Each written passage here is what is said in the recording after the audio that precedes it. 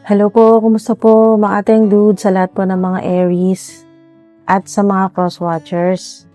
Ayos lang po ba kayo dyan? Mga ating dude, umpisa na po natin agad. Ano ang current financial energy ng mga Aries? Holy Angels, Holy Spirits, ano ang current financial energy ng mga Aries at ano ang malaking money turning point na nagsisimulang mabuo para po sa inyo?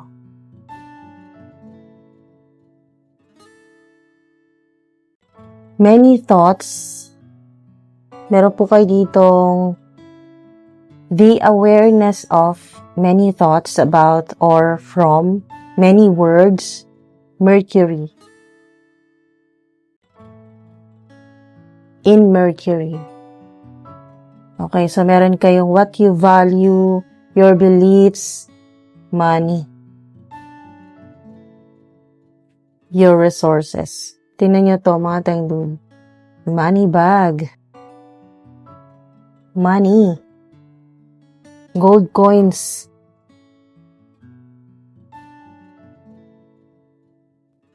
At meron po kayong the need for control of, an obsession with, a power struggle in Pluto.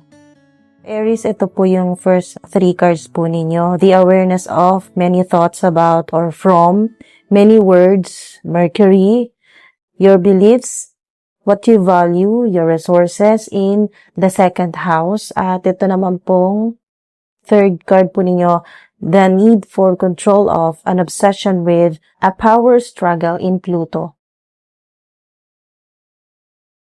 Mga ating dude, ang unang lumalabas po dito, yung money turning point po ninyo, ay nagsisimula po sa maraming iniisip. Yan, maraming iniisip at isang importanteng decision or communication. Parang may financial matter kang pinag-iisipan ng mabuti. Or may information na kailangan mong malaman bago ka makagawa ng next move. At ito naman pong second house, very direct po ito sa money at resources. And po, gold coins. Money at resources. Kaya po, talagang financial security ang center ng reading po ninyo. Pwede po itong tungkol sa income, savings, or sa resources, sa ilan po sa inyo possessions, or kung ano talaga yung gusto mong ma-establish financially. Pero ito po yung Pluto card. Dito nagiging deeper yung reading po ninyo. May situation na parang gusto mong kontrolin ng gusto or may power struggle na involved. Pwedeng ikaw po mismo ang nahihirapang bumitaw sa isang financial plan or may ibang tao o situation na parang may control sa outcome. Kaya po, Aries, ang turning point po dito ay hindi lang po basta may pera na darating. Parang may kailangan mo nang baguhin sa paraan ng pag-handle. Okay? Sa paraan po ng pag-handle po ninyo ng money, decisions, or control. At gusto kong malaman sa mga susunod po ninyo na cards kung ano po mismo yung situation na kailangang mabago para magsimulang gumalaw yung financial energy. Itanong natin. Sumilip ang 6 of Wands, victory, success card po yan. Ano mismo ang situation o opportunity na kailangan baguhin para po mangyari ang money opportunity? Ano mismo ang situation?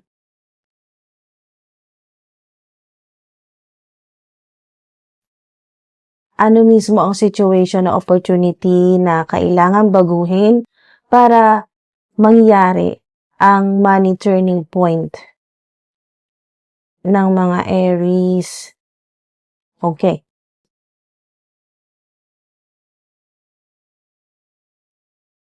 Queen of Swords, the Chariot, King of Wands. Dito naman po mga Teng Dude, nagkaroon na po kayo dito ng malaking shift. Ito po, Queen of Swords, the Chariot, King of Wands. Kung kanina po, maraming iniisip at parang meron pong power struggle. Ngayon mas nagiging malinaw kung ano po talaga ang kailangan mong gawin. Okay? So, dito po sa Queen of Swords, sinasabi po dito na kailangan mong maging practical at diretso. Kailangan mong paghiwalayin kung ano ang facts at kung ano lang yung fear o kaya po overthinking. May decision na kailangan gawin ng may malinaw na isip. Then, ito pong Chariot. Ito po yung card ng movement, galaw. Parang pagkatapos po ng period ng pag-iisip, ito po, many thoughts about or from the awareness of. Okay? So, pagkatapos po ng period na nag-iisip ka, may point na kailangan mo na pong piliin kung saan ka pupunta at mag-take control. Ayan po. Mag-take control ng direction mo. Hindi na po puro hintay. Okay? Hindi na po puro waiting, energy. At ito pong King of Wands, very strong yung action po at leadership. Pwedeng ikaw mismo ang mag-initiate ng opportunity o kaya po mag-start ng proyekto, mag-push ng business idea or magkaroon ng mas malaking responsibility sa trabaho. Kaya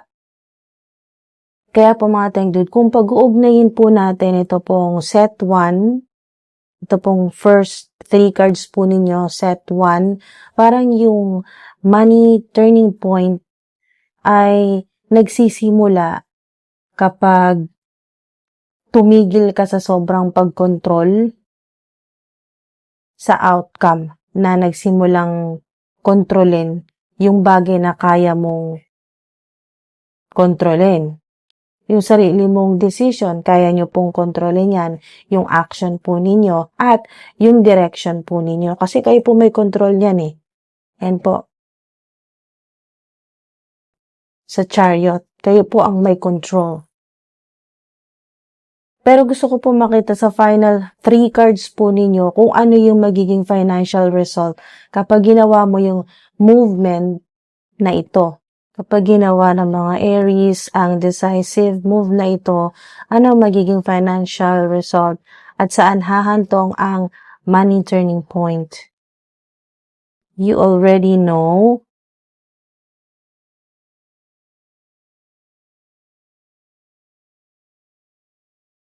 Have patience.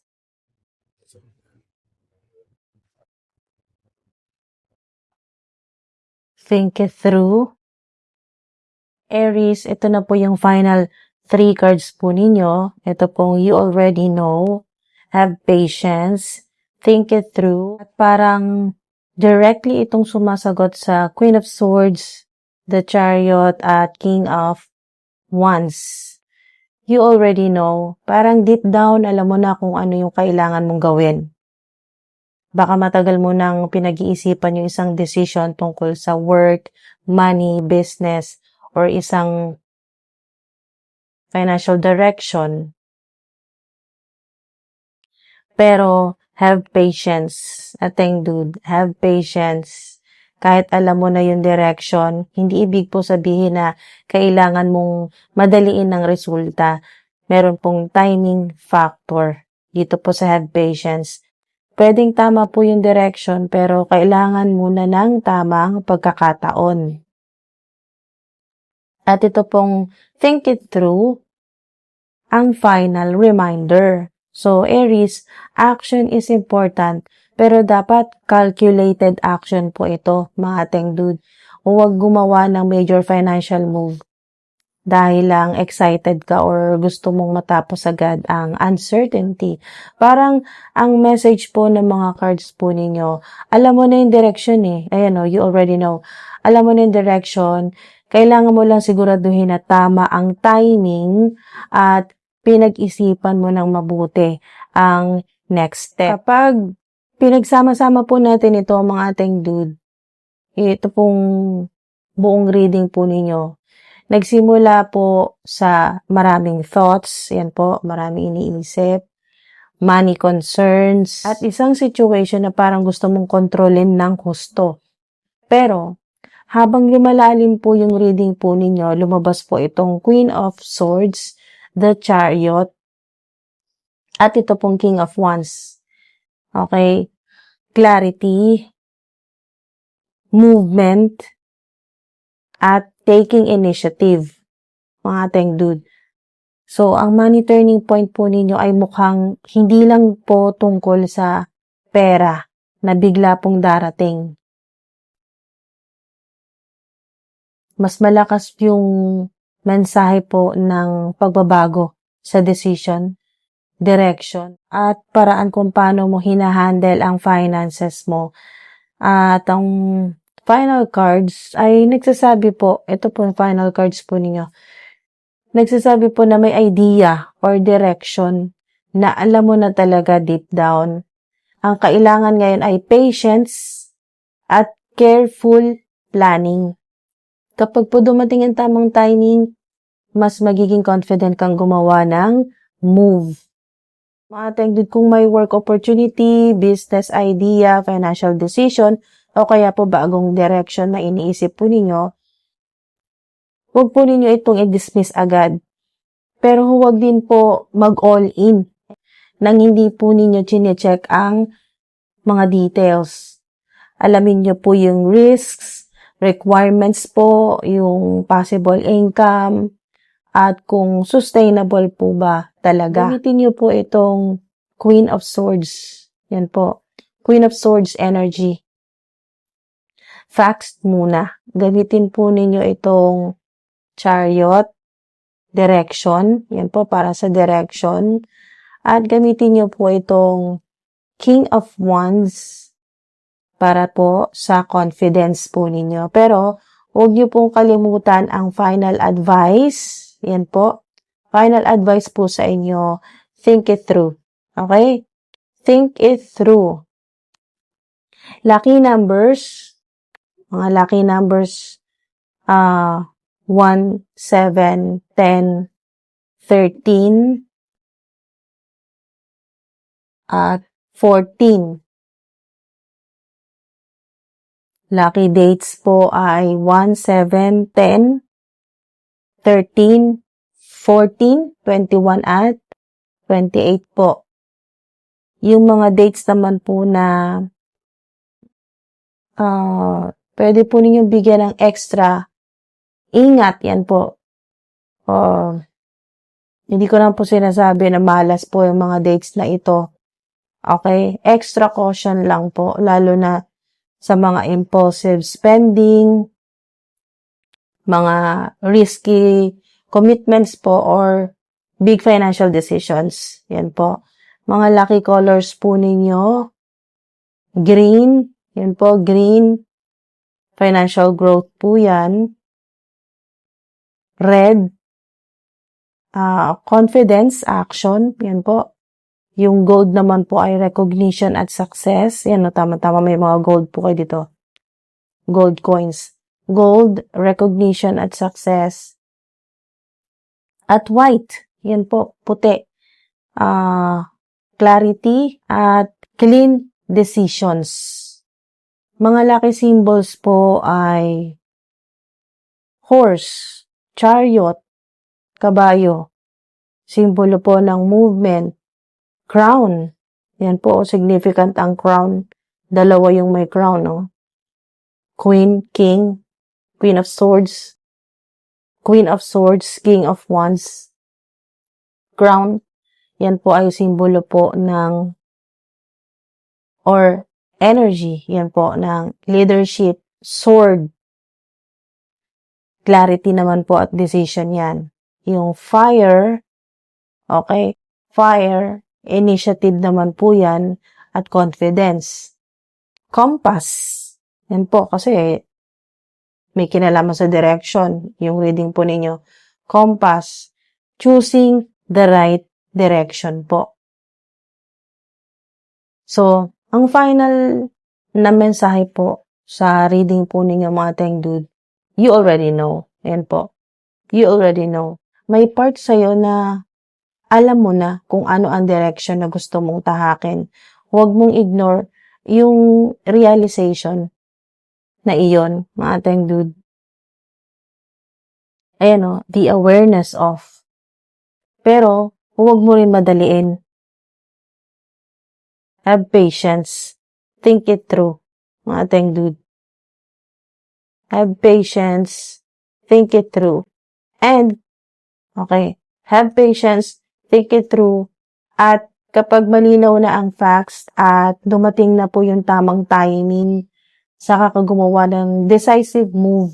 Dahil ang biggest money turning point po dito po sa spread po ninyo ay maaring magsimula po sa isang decision na ikaw po mismo ang gagawa. Mga Tengdud, maraming salamat po, lalo na po sa sumama sa akin dito hanggang sa dulo. Salamat po sa patuloy po ninyo suporta. Sana may makuha po kayo dito na mapakinabangan po ninyo. Lalo na po may kinalaman sa mga decision po ninyo. Yan po. Sa money and po, mga Tengdud. Sa direction, maraming salamat po sa mga matyaga pa naghihintay ng reading po ninyo. Maraming salamat din po sa mga nagko-comment, sa nag-like, subscribe. Thank you po. Na-appreciate ko po talaga. Maraming salamat po sa patuloy po ninyo suporta. Mga Tengdud, maraming salamat po. Ingat po kayo palagi hanggang sa susunod po. Thank you po.